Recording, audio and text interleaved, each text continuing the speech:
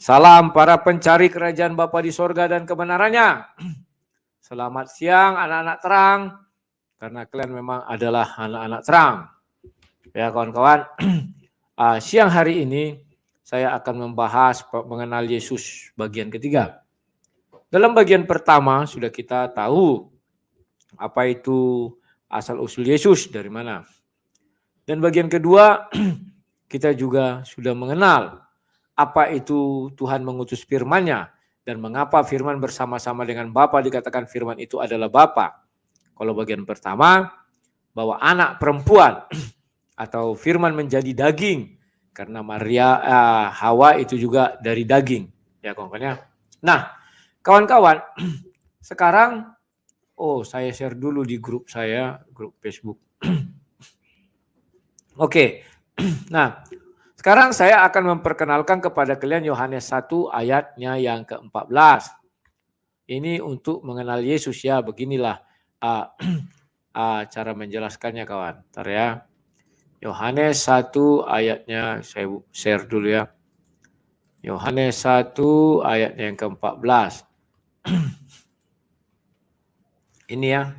Yohanes 1 ayatnya yang ke-14. Kok Yohanes 14, sorry. Yohanes 1 ayatnya yang ke-14 ini ya.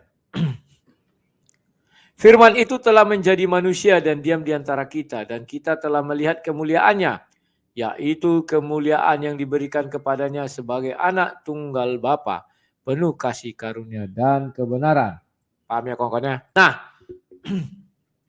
kawan-kawan, kemarin saya sudah menjelaskan kepada kalian konsep Bapa di sorga mengutus firman. Saya beri gambaran seperti ini.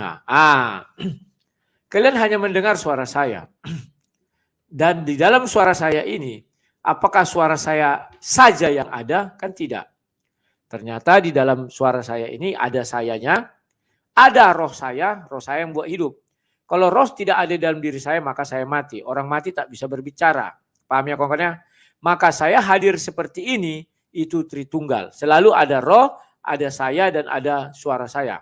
Paham ya? 3 dalam 1. Kemudian, Tuhan mengutus firman-Nya menjadi manusia. Kalau saya mengutus suara saya ini menjadi digital saya. Ini image. Ya, berupa video saya. Begitu juga Tuhan mengutus firman-Nya ke dalam dunia, tetapi dibarengi dengan citranya. Kalau dahulu Tuhan mengutus firman-Nya hanya firman saja, dan melalui media apa? Contohnya media semak berduri, tiang awan, tiang api, burung merpati, kan begitu. Sama dengan saya. Saya melalui media apa aku kirim sama kalian ini? Kalau dalam hal ini saya mengirim kepada kalian melalui media voice note, kita bilang anggaplah gitu ya. Nah, sekarang saya ubah menjadi ini kawan. Video call. Maka demikian juga Tuhan. Tuhan mengutus citranya ke dalam dunia menjadi manusia. Karena dia berada di dunia manusia, maka menjadilah Tuhan dalam wujud manusia. Ya. Nah kawan-kawan, setelah kalian paham, tetapi mohon diingat bahwa tingkat kemampuan manusia tidaklah selevel Tuhan.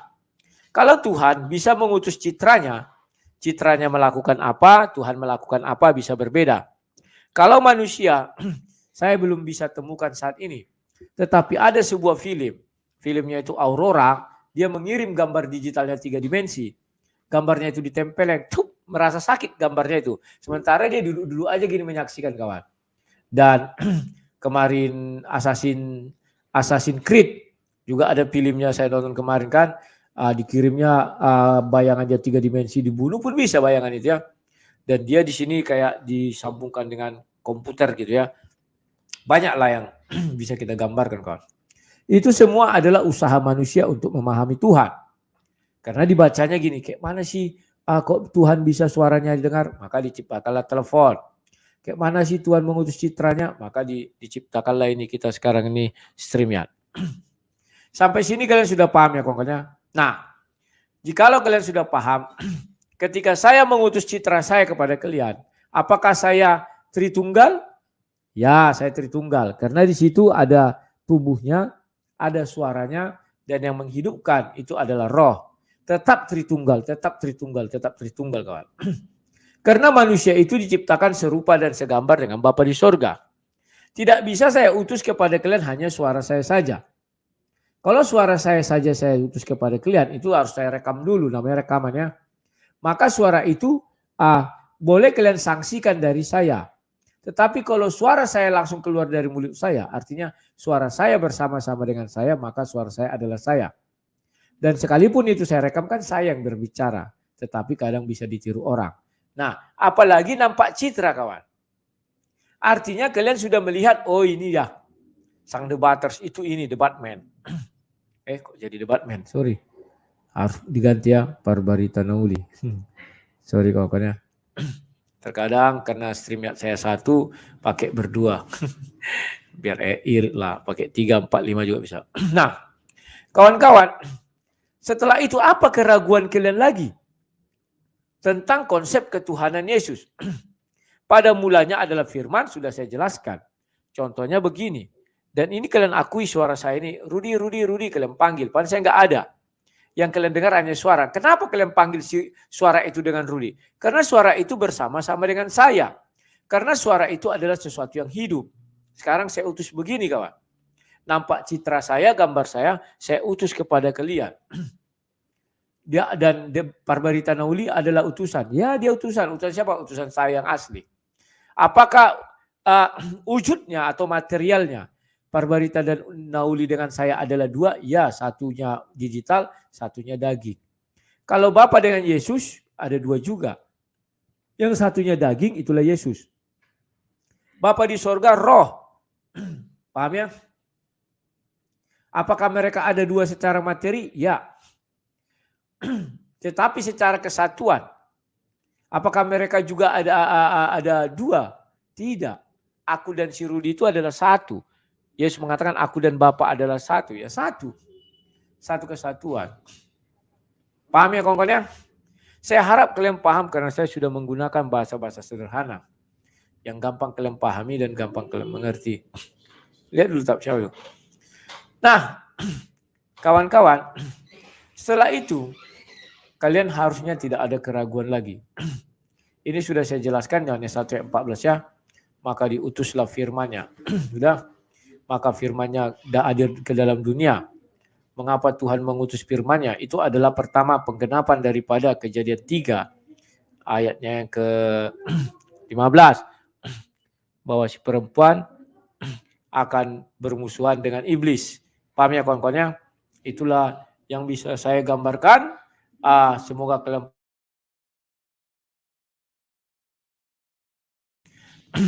jadi kawan-kawan, dalam hal ini saya sudah menjelaskan sejelasnya sama kalian, mulai dari firman menjadi pada mulai firman bersama-sama dengan Bapa di sorga, maka firman itu adalah Bapa di sorga. Kemudian firman menjadi manusia, juga kalian sudah ketahui, itulah teknik penggambarannya. Jadi Bapa di sorga mengutus firman-Nya menjadi manusia, sama seperti saya juga bisa mengutus video saya ini kepada kalian. Sehingga kalian bisa berinteraksi dengan saya dan saya langsung melihat kalian. Tetapi betul, sama karena sesama manusia kan kawan-kawannya. Banyak orang tidak percaya. Yohanes itu kan mengatakan manusia melihat dia, tahu tetapi mereka tidak percaya. Demikian juga kiranya Bapak kita juga kawannya sering mengatakan demikian. Tetapi andai kata bentar ya.